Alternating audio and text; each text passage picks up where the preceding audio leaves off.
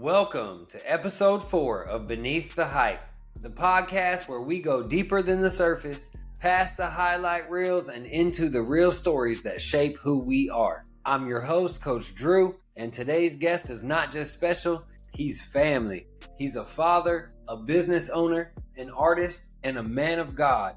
But before all that, we've lived some life together. We've been in the streets, we've partied, we've struggled, and we've grown. Now we're both standing in a new season, walking by faith and using our gifts to glorify God. He's the owner of 2 Detailed LLC and a gifted music artist right here in Jacksonville, Florida. But most importantly, he's living proof that God can redeem any story. Y'all help me welcome my brother, Johan Marquise, to Beneath the Hype.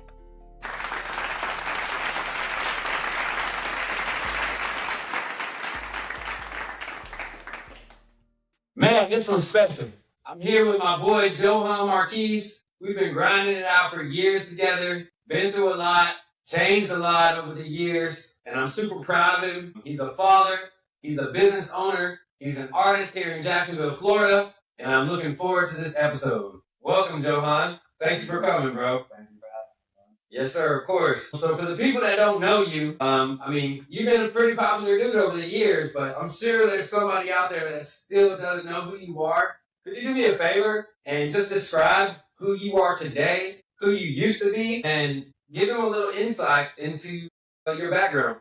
Well, who I am today, I would say I am a man of faith that puts God and family first. I'm a hard worker. Anything I put my mind to, I do whatever it takes to succeed. I used to be lost. I used to be somebody that followed the trends, followed societal norms, did whatever I could to fit in. But a lot of patience, a lot of praying, a lot of time. We're here today. Awesome. Yeah, it takes a lot of faith to, overcome our past and our mistakes in life and the things that we've, been through, but we're still standing. We have a testimony, and that's why we're here, to share it with others, to help them overcome whatever they're going through in life. So let's take it back a little bit. Tell us about life growing up in Baldwin, going to JU, music, football, give us a little insight on how that journey was for you. Yeah, I started at Baldwin in the 6th grade. It was very close-knit, family-oriented, got along with everybody. Played football, basketball, track. Tried to play baseball one year, but yeah, that wasn't for me. Me neither, bro. Me neither. That ball came too fast one time. I had to cut that out. But Baldwin was great. That's what formed me, to the person that I give a lot of credit to Baldwin. Let's just say that. From Baldwin, I actually started playing football. I played football first in college at Weber International University. I played there for like one semester. Just didn't like it. It was like in the middle of nowhere in Lake Rose, Florida. Great school, great teachers, great teammates, whatnot. But coming from Jacksonville, going to that just wasn't really, what I wanted to do in my life. So I transferred to JU, and it was much more my speed, bigger school, better athletes, and it was at home where all my friends were from. Like, it was just closer to home. That's what I wanted to be. So, but life lesson from JU, I started there in the fall.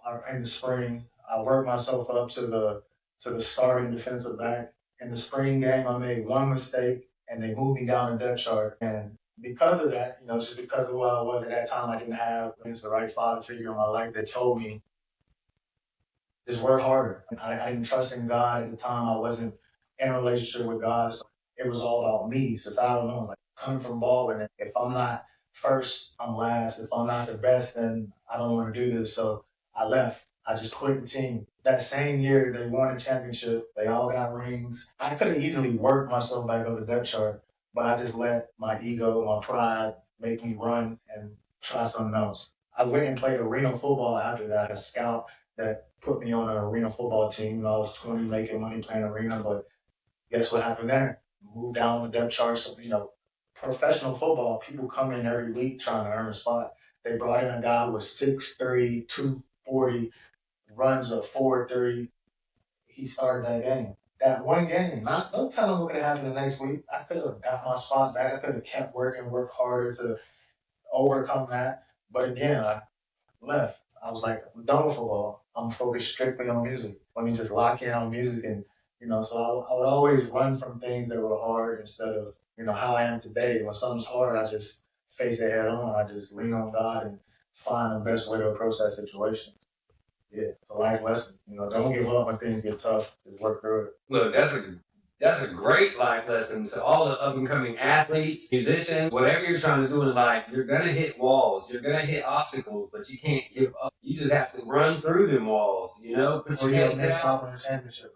Or you miss out on a championship ring, and ain't no telling what else you're gonna miss out on. What opportunities you miss out on from quitting, who knows? So we don't want to find out. So keep going.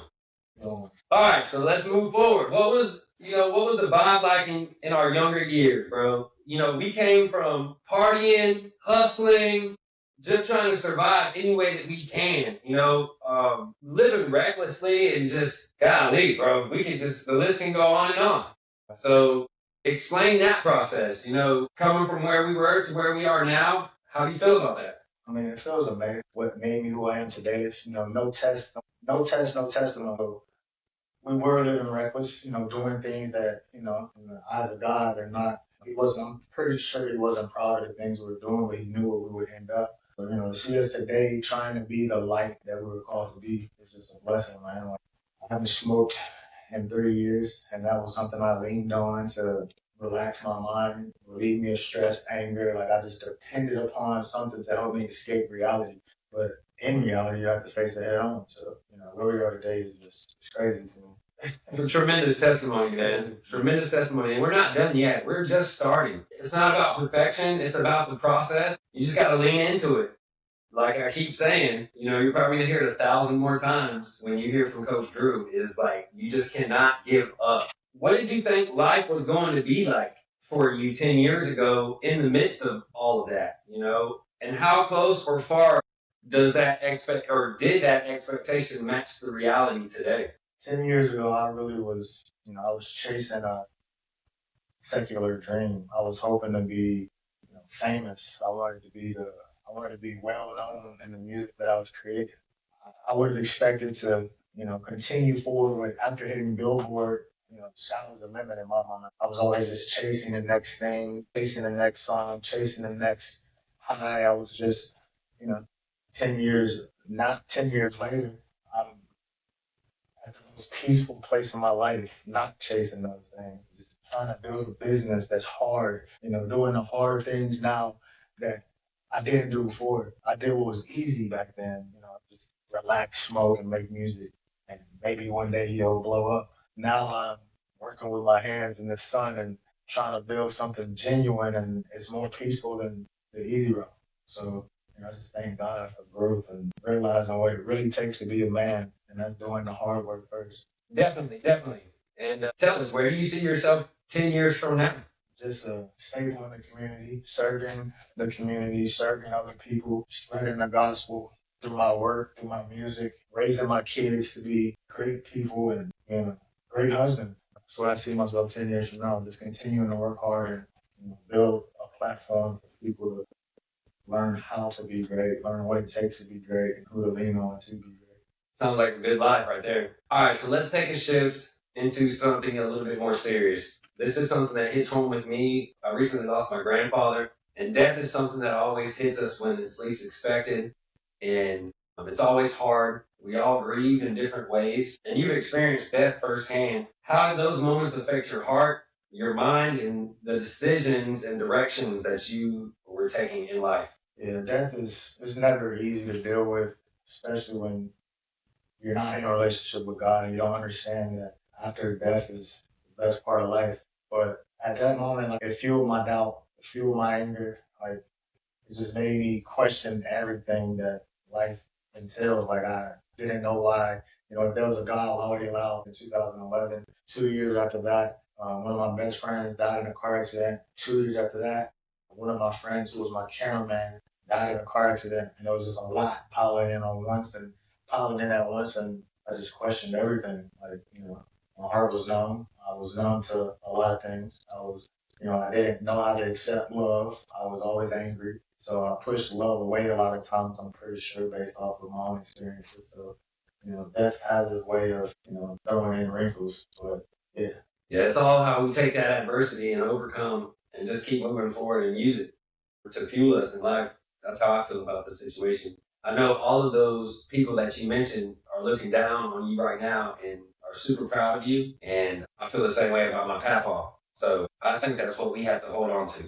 Those memories and just that they're up there, being our guardian angels. And getting a little emotional, man. So as far as your spirituality is concerned, you just mentioned that you were questioning that and questioning faith and things like that. What did it look like for you when God really started tugging on your spirit, pulling those heartstrings? Was it sudden or was it more of a extended process? It was definitely an extended process. I feel like throughout, after losing people and trying to work on my music and just put my pain into the music, I started getting different convictions in life. Like the conviction started getting stronger. Like, is this the right type of music? What is your purpose behind this music? On the things I was doing, under the convictions just started getting strong. So I started asking a lot of questions.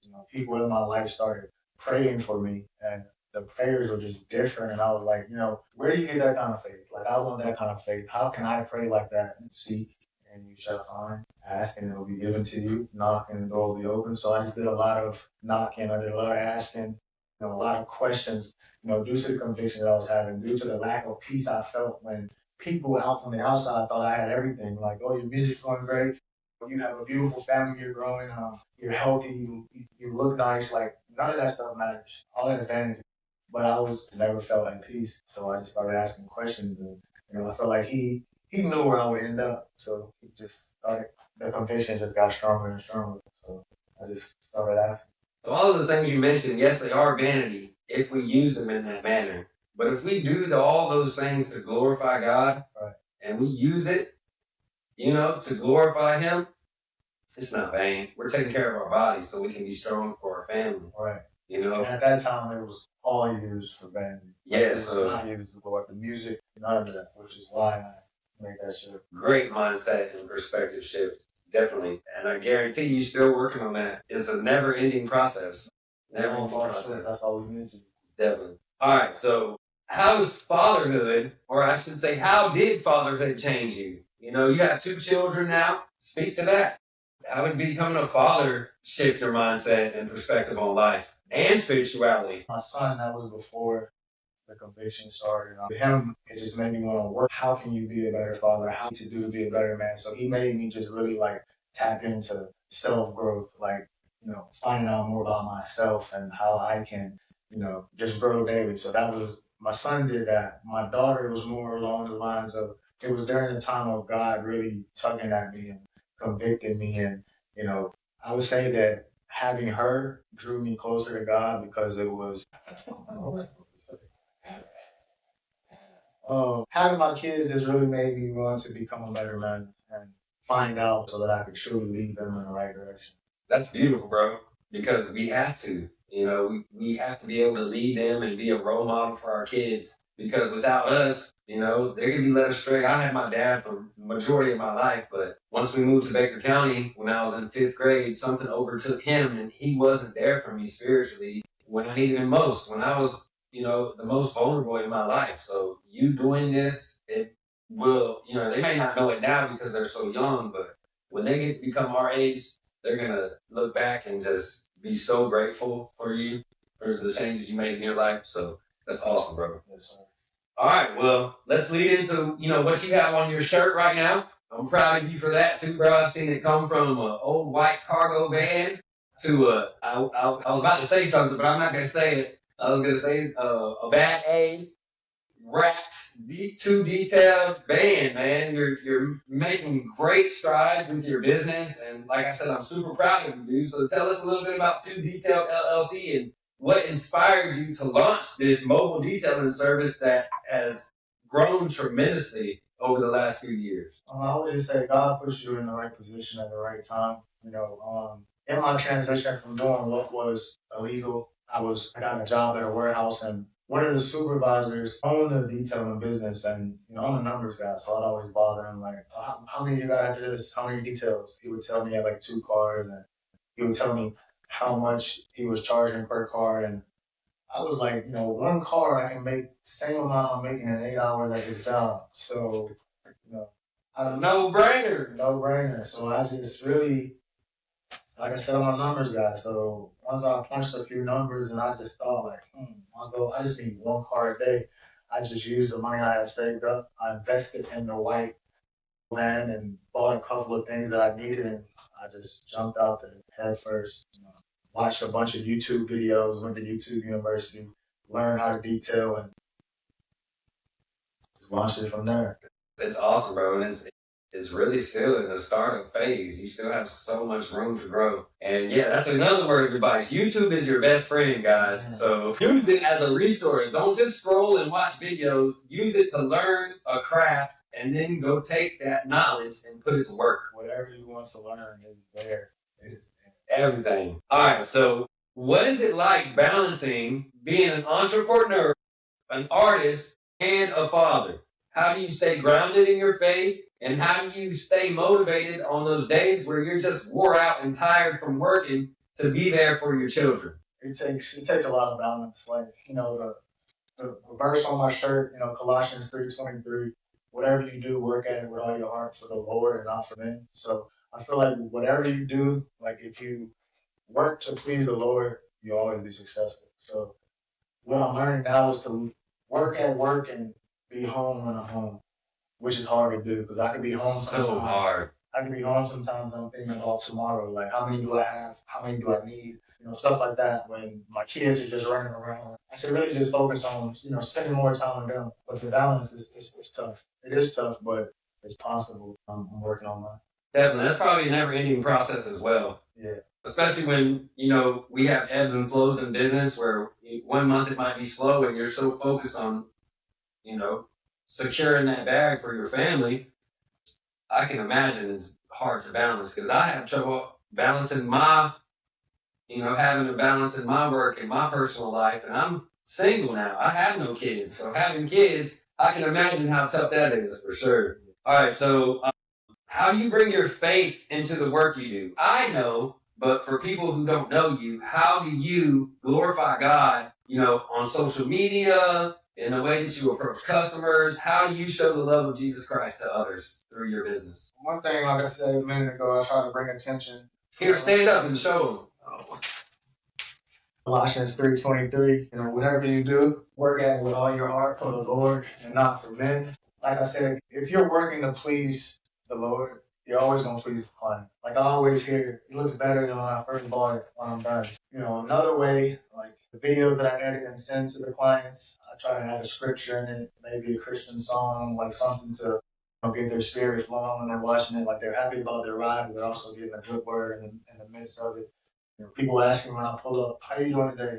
I'm amazing. God is good. I can't complain. I always try to incorporate that, just to check their temperature. Like they might say back all the time. Then I know that's an easy conversation that we can have and incorporate, because, they'll mention, I love your van. None of this is possible without God. Like I always try to glorify him. I always mention that none of this is possible without him. And that's something I'm going to continue to do because, again, like nothing was possible without him. So Nothing. No, that's a great answer, and I see it. I see it in your posts. I see it in the way you, carry yourself. I gotta give you your flowers for that. I kind of do that myself. Being in the car sales industry, and in life in general, I've never wanted to have anything forced upon myself, so I try not to force anything on others. But I just show them the love of Jesus through my smile, my attitude, the way that I treat them and go above and beyond for them.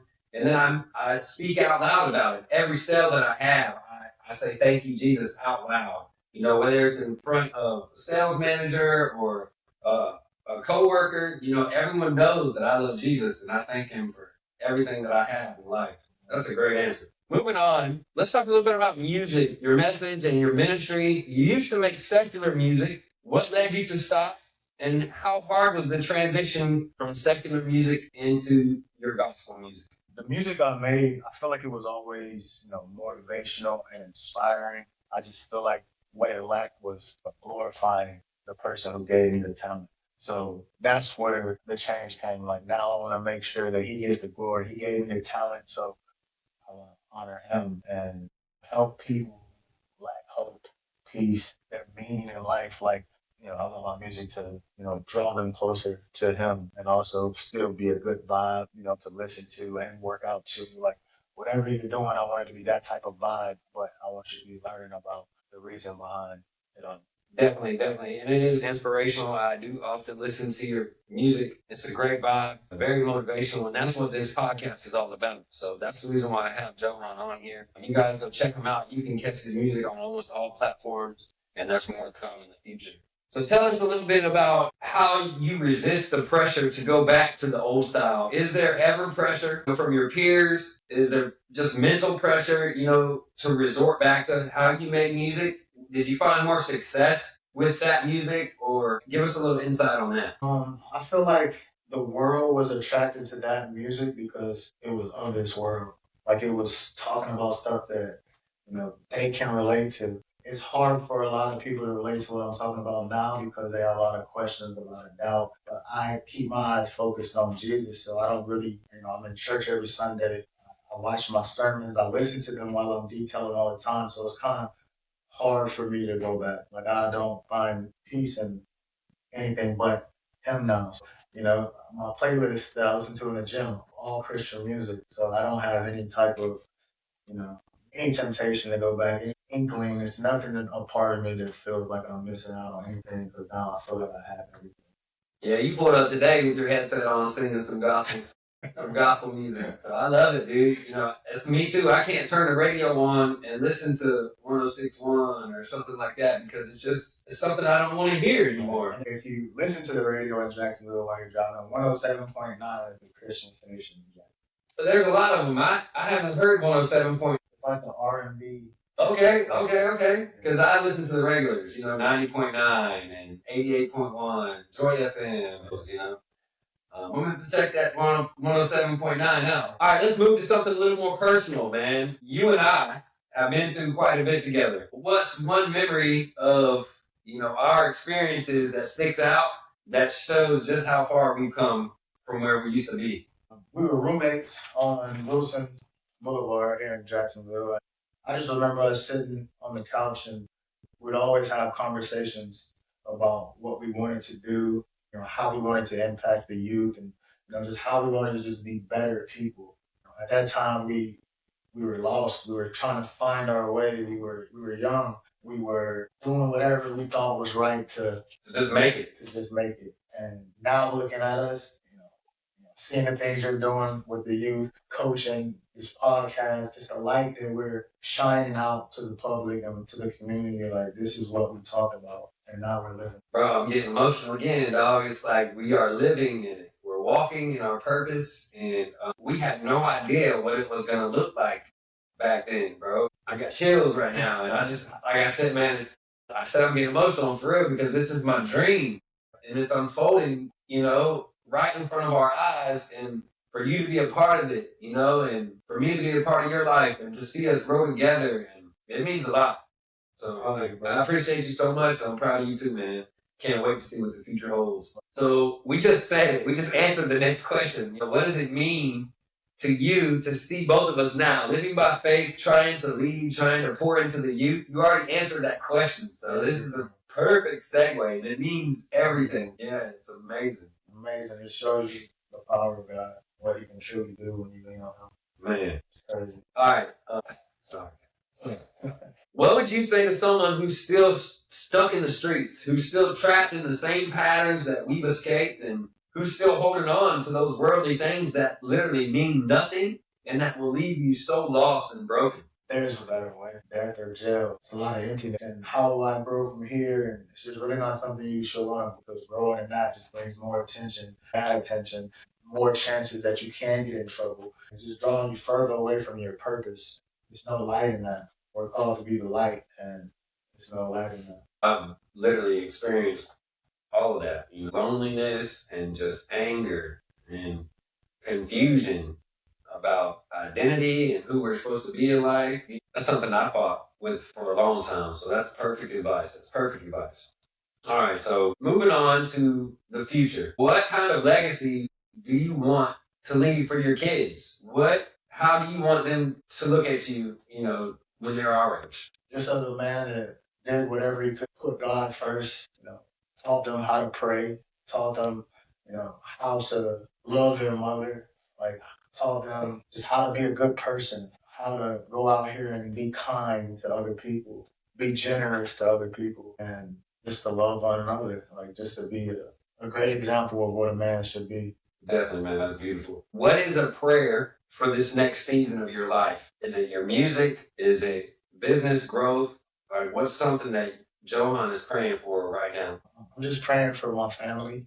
I'm praying for their strength, their health, just the power to overcome. I'm praying for God to continue to guide me, to strengthen me, to help me overcome the things that I struggle with, the way I respond to certain situations, because I'm not perfect and I still have humanly responses to things. I'm praying for my friends and their endeavors and their strength, and just praying for supernatural covering over everyone involved. My business, my music, just whatever I'm involved with, I'm just praying God continues to keep his hand on that situation. Amen. Amen. We just said a prayer right there. God heard every single word of it. And I definitely pray for that success for you too. Whatever it looks like and whatever God's will is for your life, I'm there with you, bro. I'm here for it. If someone is listening right now, well, they better be. For the people who are listening right now, who's kind of at a breaking point maybe, what's one piece of truth that you'd want to leave with them before we end this episode? That you're not alone. He's one call away. I know that from experience. Ask and it will be given to you. Knock and the door will be open. You're not alone, so don't give up. Yeah, you're just not alone. You're not as bad off as you think you are. One revelation away from changing that you see. It's right there for you. You're not alone. So the world needs you and your purpose, so don't give up. Amen. That's awesome, bro. Final question. This has been an amazing experience. What does it mean to live beneath the hype? In a world that thrives on appearances, noise, the lights and stats and money and validation from people who don't even matter, what does it mean to live beneath the hype to you? It's a new thing that we're starting, you know? I feel like living beneath the hype just means being more in tune with yourself. You're finding out who you are so you can build deeper connections with people that will truly help your emotional state. Like knowing that you have validation from the highest. You don't need validation from the world. Like you don't have to chase the trends, chase popularity, or worry about what the next person thinks because you're already validated through them. And being beneath the hype is just more focused on self-growth and self-worth, understanding your self-worth and focusing on who you are, how you can help the community without worrying about what society says, what society agrees with. I feel like that's what living beneath the hype. Bro, that's a perfect description. I couldn't have said it better myself. That's exactly what living beneath the hype is. We're not about the fame and the fortune. All the glory goes to God, and we wouldn't be here without him. Just like he said, the way that we were living, we could have ended up dead or in jail. But we're here standing, speaking life into this world the way that God is telling us to do so. So if this touched you today, follow the show, subscribe, like, share it with somebody who you think needs it. Because we're here to help as best as we can. I love you, bro. Thank you for coming to the studio. Thank you for having me. This has been episode 4 of Beneath the Hype, and we'll see you next time. God bless. That's a wrap on episode 4 of Beneath the Hype. Shout out to my brother Johan for pulling up and blessing the studio. We've been through a lot together, and seeing where God has brought him as a man, as a father, as an artist, and a business owner, it's truly powerful. His story is proof that it's never too late to change, to grow, and to walk in your purpose. If this episode blessed you, make sure to share it with somebody who needs it.